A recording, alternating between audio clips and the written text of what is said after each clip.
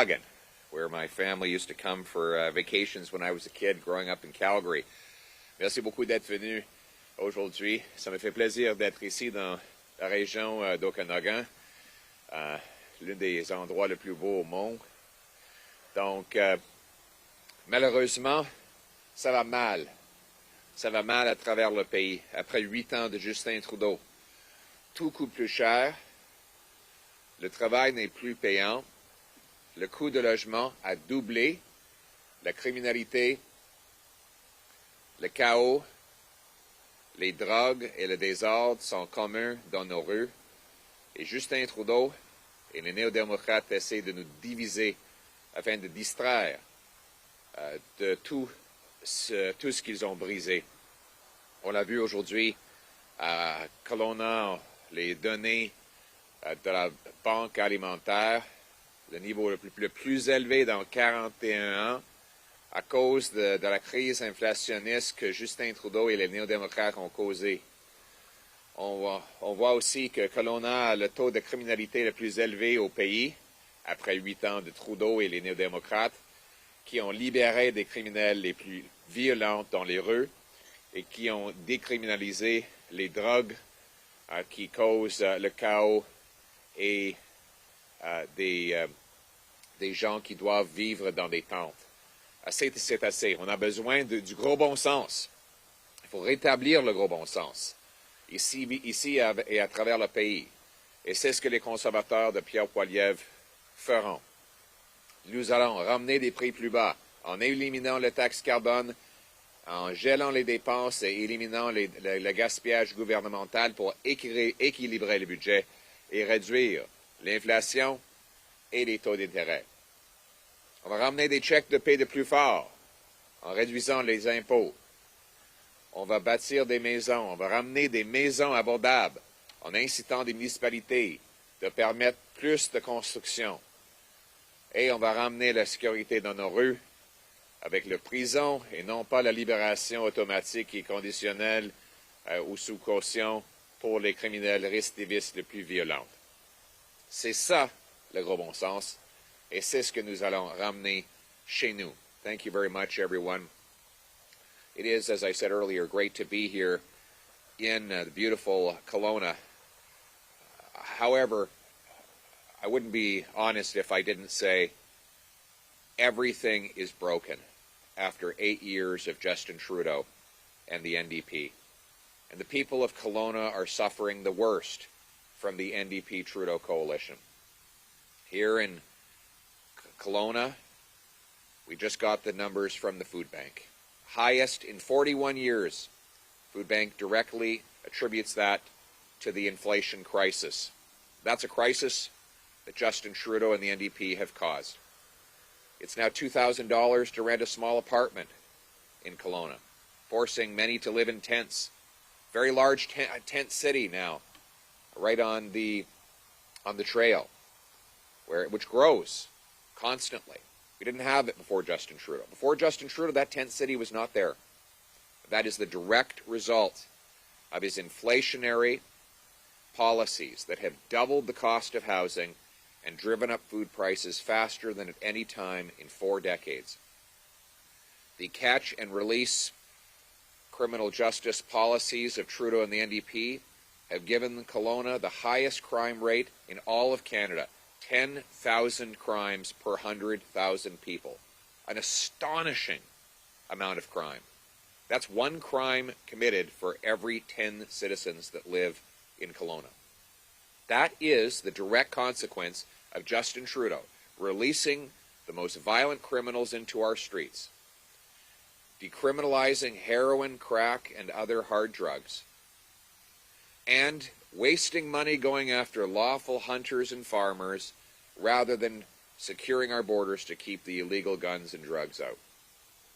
But the good news is, life wasn't like this before Justin Trudeau and the NDP, and it won't be like this after they're gone. A common-sense conservative government led by Pierre Poilievre, and with the help of brilliant MPs like my shadow minister for jobs, Tracy Gray, a brilliant former businesswoman and MP for the area, and Dan Elbis and others, we will bring home lower prices by axing the inflationary carbon tax. We'll cap spending and cut waste to balance the budget to bring down inflation and interest rates. We'll bring home powerful paychecks with lower income tax that reward hard work. And by bringing in a Blue Seal exam so that our brilliant immigrant professionals can take a test, prove they're qualified, and work as doctors, nurses, engineers, and architects. By clearing the way to develop our resources, including forestry. We're going to bring homes that you can afford. By incentivizing cities to speed up and lower the cost of building permits. Right now, Vancouver adds $1.3 million to the cost of every new home by its delays, its bureaucracy, its building permits, and its charges. A Poilievre-led government, we all incentivize Vancouver and other cities to speed up and lower those costs so that we can build affordable homes. And once again, young people, seniors, and working folks can put roof overhead. We're going to bring home safe streets with jail, not bail, for repeat violent offenders. By jailing gun criminals and sealing our border from gun smugglers and stopping the endless and senseless assault on our law-abiding and licensed hunters and professional sport shooters. We're also going to bring in treatment, not free drugs, treatment, so that we can bring our loved ones home drug-free and end the tent cities right across this country. It's time that we unite around common sense, the common sense of the common people, united for our common home. Now let's bring it home. Thank you. Thank you so much. We'll now take questions from the floor. Mr. Poilievre, over here it's Brady Strachan with CBC. Should Israel's right to defend itself, do you think, extend to justifying cutting off electricity, food shipments to Gaza, even for humanitarian purposes? First of all, this is, I think, the first time I've had a chance to comment in person since Hamas's unprovoked, sadistic, terrorist attack, the most deadly attack on Israel in its history. We unreservedly condemn Hamas for this attack, and our heart breaks for every lost innocent life, both Palestinian and Israeli. Let us remember that every loss of life in this conflict is the direct consequence of Hamas's conduct. Hamas is a sadistic, genocidal, terrorist death cult, and it must be stopped. And unfortunately, its evil and odious conduct is responsible for all of the suffering that we witness right now. So conservatives call for the government to take action to counter Hamas any way we can. And one way would be to impose more severe sanctions on Iran, which is the sponsor of Hamas, and to criminalize the IRGC, which is the terrorist arm of the Iranian government that coordinates support for Hamas and Hezbollah. It is perfectly legal right now for Iran to use Canada as a staging ground for the IRGC, which is the worst terrorist organization in the world. And conservatives are calling for the Trudeau government to finally ban the IRGC so that Iran can no longer use our country to carry out its evil works. Okay, next question.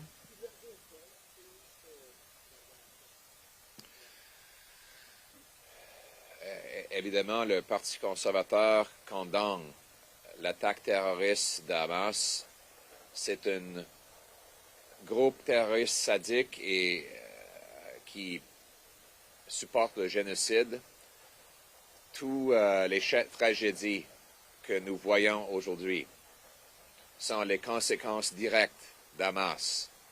Il faut se souvenir que c'est Hamas qui a causé ça, c'est Hamas qui a ciblé des civils.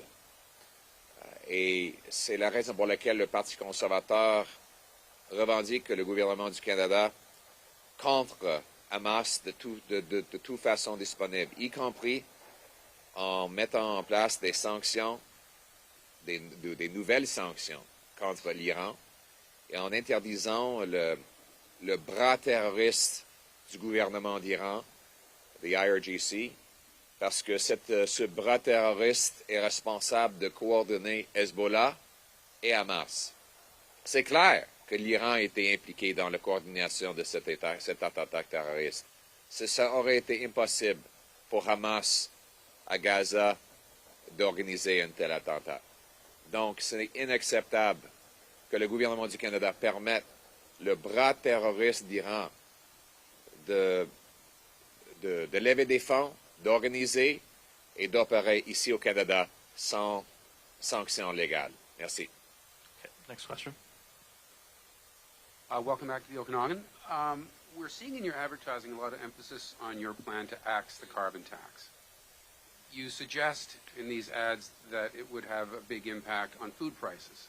Is it possible that you're overstating the impact that the carbon tax has on food prices? And secondly, what would a Poilievre government do to discourage dependency on fossil fuels?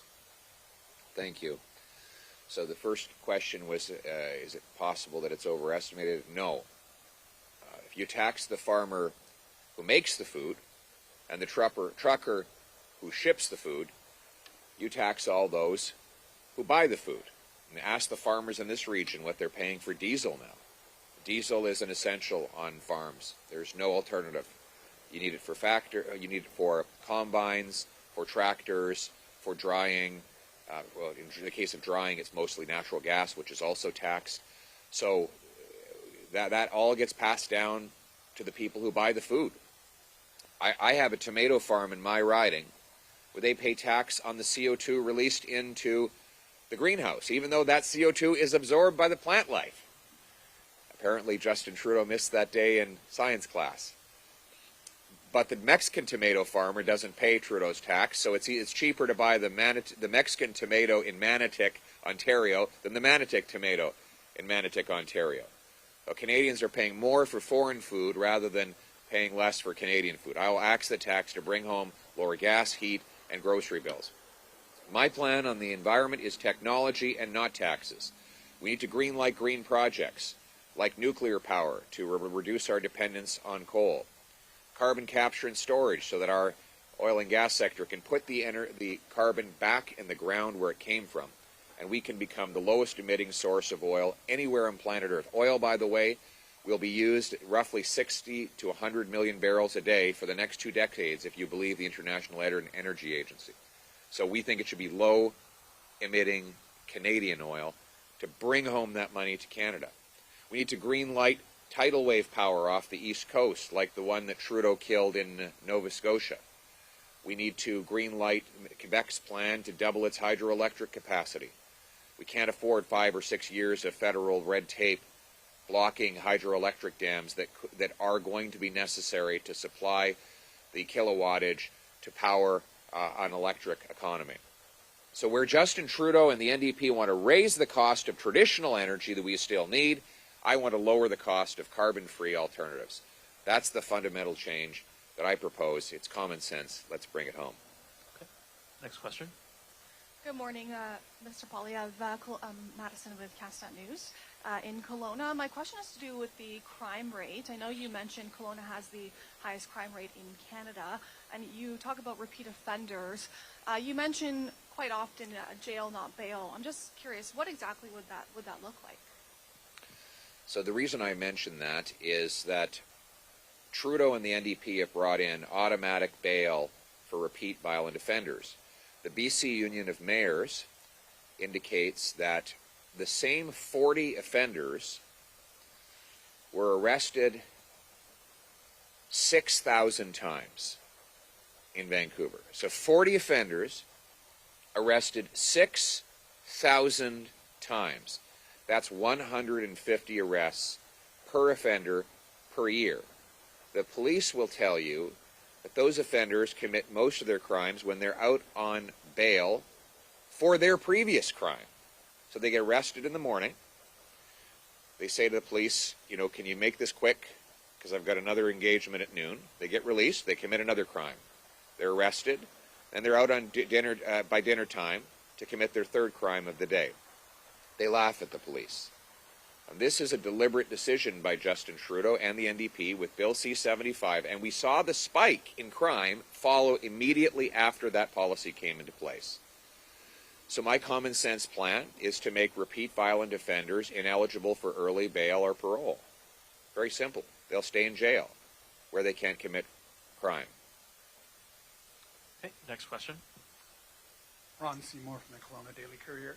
What do you make, sir, of Canada and Japan not being signatories to the G7 common statement on what's happening in Israel?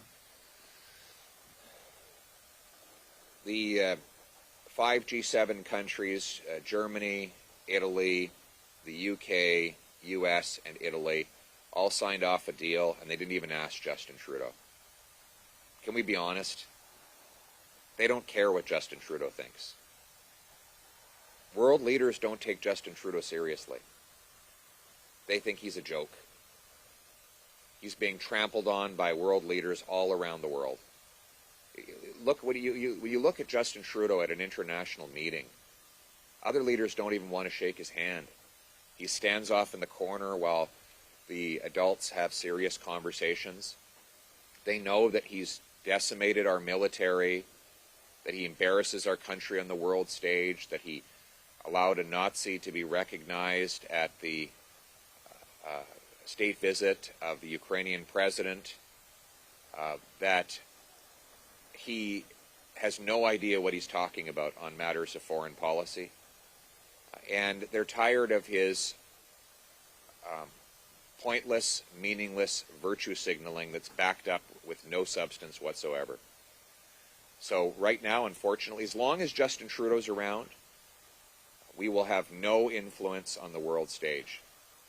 We need to bring in a serious leader who will rebuild our military, be a professional on the world stage, harness our natural resources to use our energy as a geopolitical point of power.